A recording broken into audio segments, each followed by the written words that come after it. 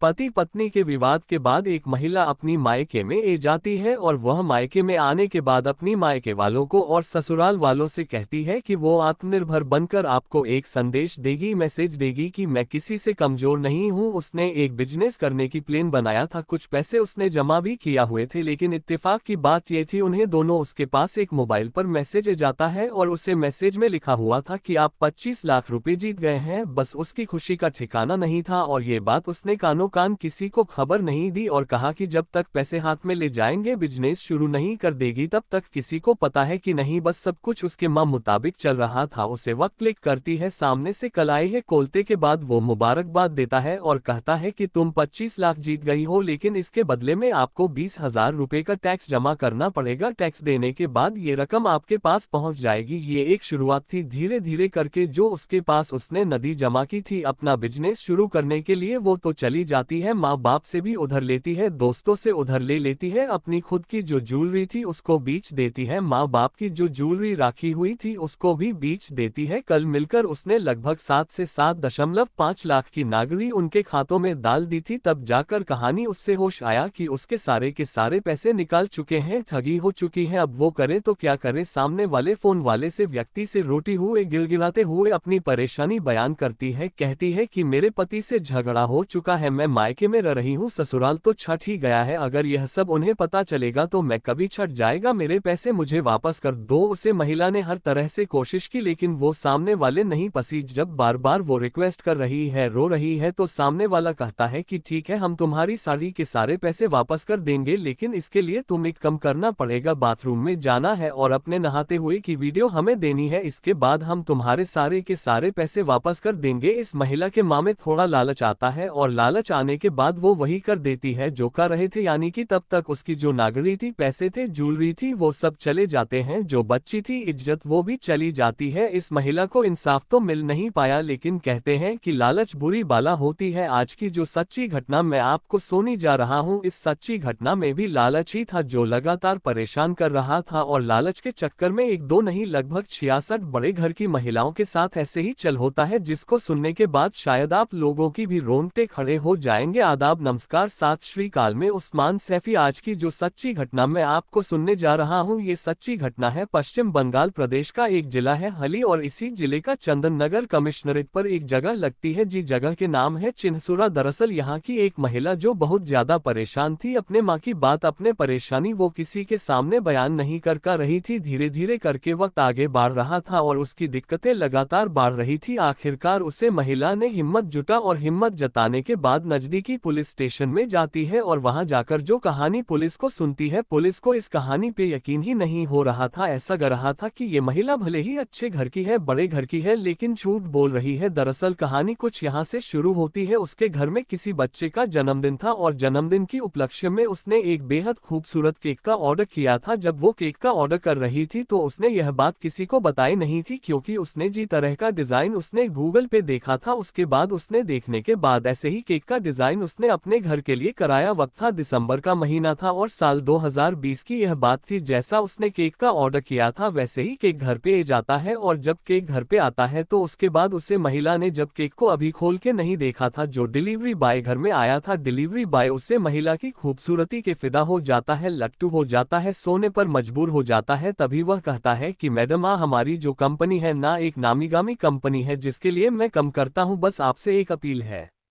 आपसे एक रिक्वेस्ट है कि आप अगर अपना व्यक्तिगत मोबाइल नंबर मुझे दे दें और उसके बाद किसी दिन आपके पास कल आएगी, जब कल आएगी तो फिर आप उससे नंबर को फीडबैक देना है और फीडबैक थोड़ा सा अच्छा दे दीजिएगा। गरीब आदमी है, अगर थोड़ा अच्छा फीडबैक देंगे तो कंपनी में अच्छा मैसेज जाएगा और उसके लिए फिर हमारी तरक्की होने के चांसेस ज्यादा रहते हैं। कम ज्यादा मिलता है, ज्यादा पैसे मिल जाते हैं, बस आप बड़े लोग हैं, अगर ऐसा कर देंगे तो बड़ी मेहरबानी होगी। वो अपना भी नंबर देता है और साथ में उससे मैडम का भी नंबर ले लेते हैं। लगभग एक सप्ताह गुजर जाता है और एक सप्ताह गुजरते के बाद उसे महिला के पास फोन आता है। जब वो रसोई में खाना बना रही थी, खाना बनाते हुए रसोई में फोन आता है। फोन आने के बाद वो नमस्ते करता है कि मैं विशाल वर्मा बात कर रहा हूं, मैं अभी पिछले हफ्ते जो अपने केक मंगाया था इस कंपनी का डिलीवरी बॉय हूं। एक सेफ डिलीवरी बॉय किसी कंपनी का था, लेकिन केक वो नजदीकी जो एक बहुत अच्छी शॉप थी वहां से लेकर आया था। अब इस महिला ने कहा कि बताइए मुझे क्या करना होगा। बोले मैडम दास साहब से फीडबैक के लिए खोल दिया गया है कि उसे दिन कैसा था, वो सबके तो कहती है, वो बताने लगती है, तारीफ करने लगती है, तारीफ करने लगती है। तो तारीफ करते करते उसने कहा, मैडम सुनिए, मेरी बात सुनिए, दरअसल आपको ये ना ऐसे कॉलिंग पे नहीं, आपको वीडियो कॉल पे ये बात करनी है, वीडियो कॉल पर अपना फीडबैक देना है और जितनी ज्यादा अच्छी बात कर सकते हैं उतनी अच्छी बात कर दीजिएगा। अननोन नंबर था और अननोन नंबर से जब कल आया था तो वो महिला ने वैसे ही जैसे बताया गया था, जैसे विशाल घर पे आया था वैसे बताया गया था, वैसे ही सब कुछ उसने बता दिया। यार खुशी खुशी उसे महिला ने फोन कमेंट कर दिया। उसने बीत जाते हैं और बीतने के बाद उसके महिला के मोबाइल में एक वीडियो आए है और इस वीडियो को देखने के बाद उसकी आंखें खली की खली रह जाती हैं। दरअसल उसमें आपत्तिजनक वीडियो होती है, बिल्कुल न्यूड वीडियो होती है और न्यूड वीडियो में शक्ल किसी और के नहीं थी, इस बड़े घर की महिला की थी जिसने भी केक मंगाया था। अभी बात देखकर वो अपनी इस परेशानी को, इस समस्या को किसी को बयान भी नहीं कर रही थी। जी नंबर से वो वीडियो आई थी, वो नंबर भी स्विच ऑफ था। अब उस पे ना तो वीडियो कॉल हो रही है ना इस सामान्य कॉल हो रही है। महिला परेशान हो जाती है, वह लगातार ट्राई कर रही थी, ट्राई करते करते करते 20 बार 30 बार 40 बार जब ये ट्राई कर रही थी उधर फोन बैंड था। लेकिन जैसे ही उधर फोन ओपन होता है, खोलना है तो पता चल जाता है कि सामने वाले को कितनी रिटायरमेंट है, यानी कि जैसे ही वो खोलना है उसे फोन को तो एक के बाद एक मैसेज आना शुरू हो जाते हैं कि एक नंबर से आपको इतनी सारी कल की गई है। व्हाट्सएप का भी पता चल जाता है, नॉर्मल कल का ये पता चल जाता है। अभी इधर से फोन जाता है, अब की बार विशाल बात कर रहा था अपने नंबर से और नए नंबर से बात करने के बाद क्योंकि वो नंबर लगातार बैंड था, विशाल कहता है कि मैडम आपके पास किसी का फोन आया था क्या? वो कहती है यहाँ फोन तो मेरे पास आया था, लेकिन वो कहता है कि फोन भी आया था और मेरे पास आपका एक वीडियो भी आया है। वो वीडियो जिसके बारे में भी वो महिला बातचीत करना चाह रही थी, वो महिला जिसको लेकर बहुत ज्यादा परेशान, जिसके लिए उसने लगभग 40 से ज्यादा कल किया थे। तब विशाल उसे बताता है कि मैंने ये वीडियो है और इसको मैं यूट्यूब पर अपलोड करने वाला हूँ, नहीं तो मैं देख सकती हैं कि क्या हो सकता है। फिर आपके पास आपके परिवार, आपके रिश्तेदार, आपके दोस्त, ये जितने मिलने वाले हैं सब देखेंगे तो क्या होगा, आपकी बड़ी बदनामी हो जाएगी। वो महिला पहले से ही परेशान थी और एक बार फिर से डिलीवरी बॉय ने उसे महिला की परेशानी को और बढ़ा दिया। वो समझ नहीं कर रही थी कि ये कल कौन कर रहा था, अब ये बीच में डिलीवरी ये क्या कर रहा है, ये सब हो क्या रहा है। तभी वो कहती है कि भैया मुझे माफ कर दो, गलती हो गई है, मैं तुम्हारे जहां से मैं फैंस गई हूँ, मैं करूँ तो क्या करूँ। उन्होंने कहा ठीक है, जब तुम अकेली होगी तो मैं कल करना और हम तुमसे बात करेंगे। महिला जब अकेली होती है 1-2 दिन के बाद फिर वह उसे लड़के को बुलाती है। वो विशाल वर्मा नाम का लड़का अपने एक दोस्त के, इस यानी कि सुमन मंडल उसका दोस्त होता है जो कि पेंटर होता है, वो दोनों घर जाते हैं और घर जाने के बाद उसे महिला से कहते हैं कि ठीक है वीडियो हमारे पास है, कोई इस नहीं किया था, इनकी कल करने वाला कोई और था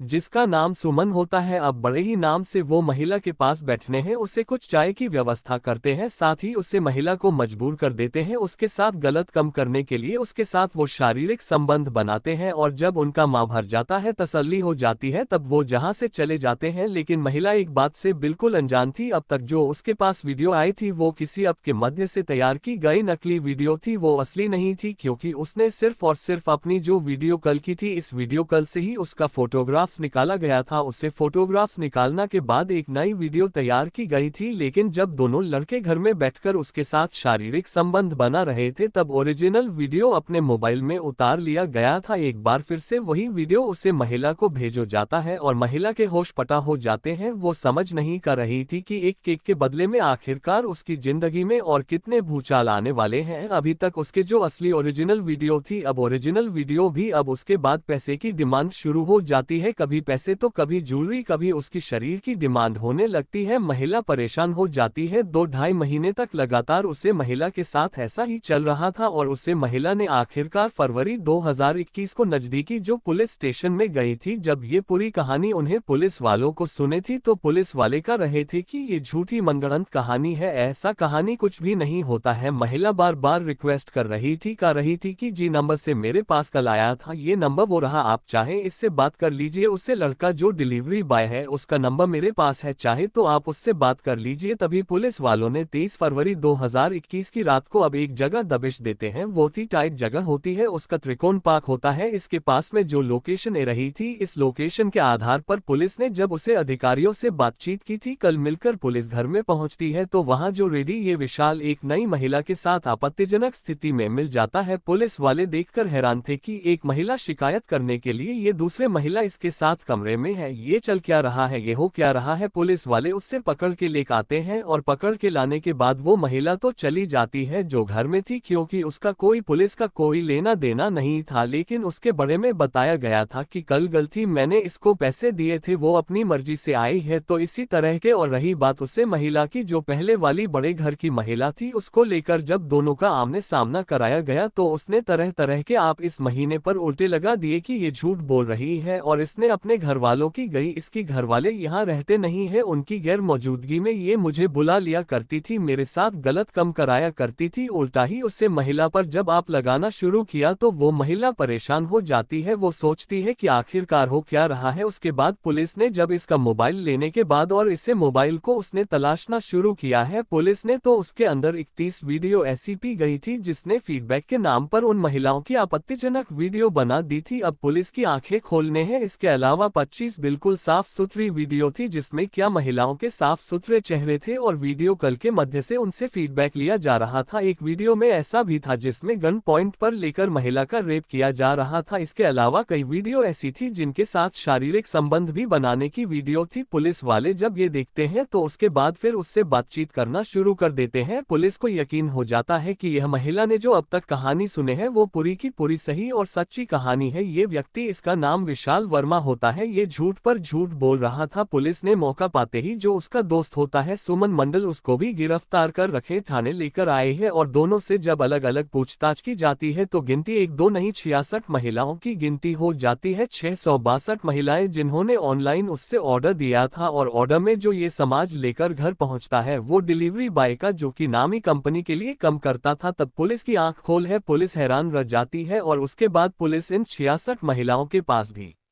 पहुंच जाती है। कई महिलाएं हैं तो ऐसी थी जिन्होंने ये बात बताने से साफ इनकार कर दिया, कई महिलाएं तो ऐसी थी जो एक बोलने को बिल्कुल तैयार नहीं थी, कई महिलाएं तैयार भी हो जाती हैं जो अपनी जिंदगी से जुड़े हुए इन किस्म को सुलाने के लिए तैयार हो जाती है जो उनके साथ हुआ था। लेकिन किसी ने भी रिपोर्ट लिखने की जरूर जामत महसूस नहीं की। काश की पहले ही महिला ने अगर सही वक्त पर रिपोर्ट लिखवाई होती तो 65 महिलाओं के साथ ऐसा घिनौना और गंदा कहते होता ही नहीं। लेकिन 66 भी महिला ने जब जाकर थाने में रिपोर्ट लिखवाई है, जाकर अपनी सारी आपबीती बयान की है, तब जाकर ये चैन टूटी थी और उसके बाद भविष्य में शायद किसी महिला के साथ ये लड़के तो कभी कुछ कर नहीं पाएंगे। ऐसे ही फिर पुलिस ने इन दोनों से पूरी जानकारी लेने के बाद बहुत फिर में जो दर्ज होता है वह जो कर सीट लगानी थी उन्हें गिरफ्तार किया जय भेजो। और जय भेजना के बाद पुलिस की कोशिश थी कि उन्हें कड़ी से कड़ी सजा मिलनी चाहिए ताकि भविष्य में वो किसी महिला के साथ ऐसा ना कर सके। पुलिस ने जब उनसे पूछताछ कर रही थी तो पूछताछ के दौरान ही उन्होंने बताया कि जब जब किसी के घर जाते थे तो ये देखते थे कि महिला कितनी लालची है। दरअसल लालच वो दिया करते थे, कहते थे कि मैडम आपके पास अगर फोन आया, फोन वो फीडबैक मांगते हैं और फीडबैक में अपने सही जानकारी दी, अगली बार मैं आपके पास अगर समाज लेकर आता हूं तो मैं 20% से लेकर 50% तक का आपको ऑफर दूंगा, आपको फायदा मिलेगा, यानी कि आप जो कीमत दे रहे हैं उसकी आधी कीमत भी आपको देनी पड़ेगी। महिलाएं लालच में ए जाती थी, खासकर वो ऐसी महिलाओं को निशाना बनाया करता था जो ज्यादा खूबसूरत होती थी, जो ज्यादा लालची होती थी, जो ज्यादा अमीर होती थी। ऐसी ही महिलाओं की संख्या धीरे धीरे करके 66 यानी कि 66 हो जाती है और एक पूरी कहानी बन जाती है। दोस्तों, आजकल लूटने के, क्राइम करने के तरीके बदल चुके हैं। इसको लेकर अलग अलग जाहिर पश्चिम बंगाल की कहानी थी, पश्चिम बंगाल ही नहीं, और मैंने शुरुआत में आपसे बताई थी उत्तर प्रदेश की कौशाम्बी की कहानी थी। उसका लिंक मैं अपने डिस्क्रिप्शन में भी डाल दूंगा, आप चाहे तो उसे कहानी का लिंक देख सकते हैं कि आखिरकार पूरी कहानी क्या थी, उससे लड़की के साथ आखिरकार हुआ क्या था, बाद में उसने, पुलिस ने उसकी कितनी मदद की थी। क्राइम के तौर तरीके पूरी तरह से बदल चुके हैं। पश्चिम बंगाल ही नहीं, उत्तर प्रदेश ही नहीं, बल्कि उत्तराखंड, यह आसपास के जितने भी प्रदेश हैं हमारे देश के अंदर, यहाँ पर क्राइम करने का तरीका पूरी तरह से बदल चुका है। साइबर क्राइम इस वक्त पूरी तरह से हैवी हो चुका है और यही कारण है कि लगातार लोगों के साथ ठगी होती है, चाहे उनका शारीरिक शोषण हो, चाहे उनके आर्थिक शोषण हो, लगातार उनका शोषण पर शोषण हो रहा है। दोस्तों, इस पूरे घटनाक्रम को सुनने का उद्देश्य भी किसी को परेशान करना नहीं है, किसी का दिल दुखना नहीं है, बल्कि आपको जागरूक करना है, आपको सचेत करना है। और जाते जाते आज सोहन कुशवाहा है, रीवा से बाबू राम है, जोधपुर से फैजान अली सहारनपुर से है, जमील अख्तर है, सीटू वर्मा है, मोहम्मद आसिफ प्यार से है, आफ्ताब अंसारी है, शब्बीर खान है, रोशन कुमार नेपाल से है, मानसिंह रोहतक से है, राजेंद्र वर्मा गुजरात से है, एरन कुमार रायबरेली से है, करण रांची से है, करमवीर सिंह हरियाणा हरियाणा से, जो कि इनका गांव पटौदी लगता है, सैफ अली खान का गांव। उन्होंने ने अपील की थी कि हमारा नाम लीजिए। आप सब लोगों का बहुत बहुत शुक्रिया, बहुत बहुत धन्यवाद। आप सब लोग अपना ख्याल रखें, सुरक्षित रहे। जय हिंद, जय भारत।